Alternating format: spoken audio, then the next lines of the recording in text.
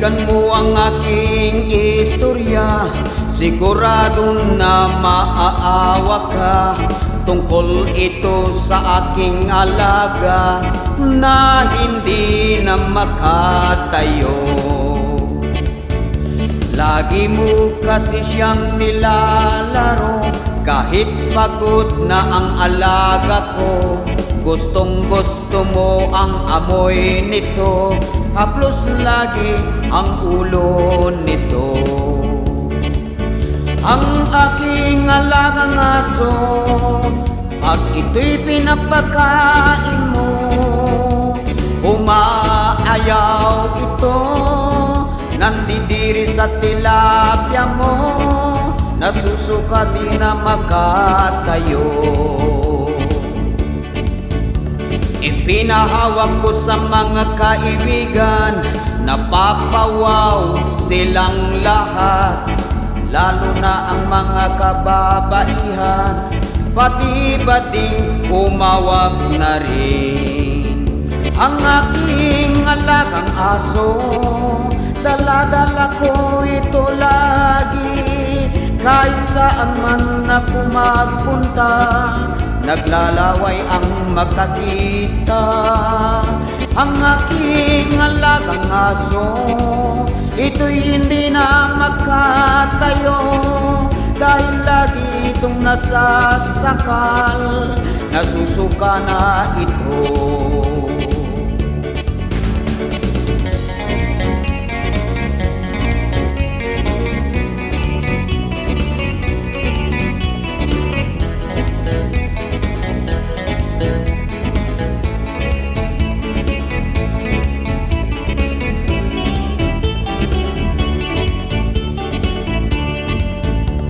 Pakinggan mo ang aking istorya, sigurado na maaawa ka.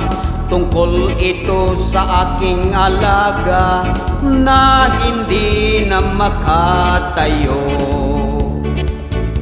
Lagi mo kasi siyang nilalaro, kahit pagod na ang alaga ko.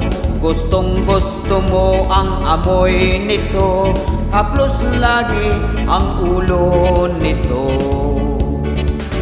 Ang aking alagang aso, pag ito'y pinapakain mo, umaayaw ito, nandidiri sa tilapia mo, nasusuka di na makatayo.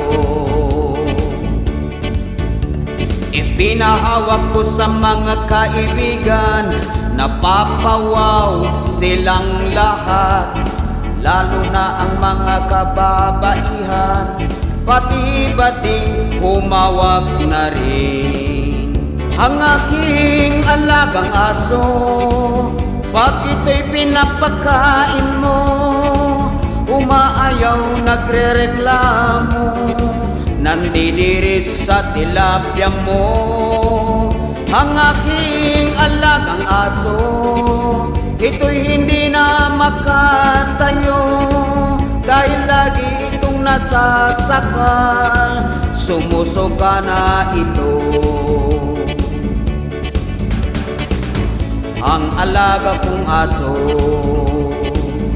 di na siya makatayo.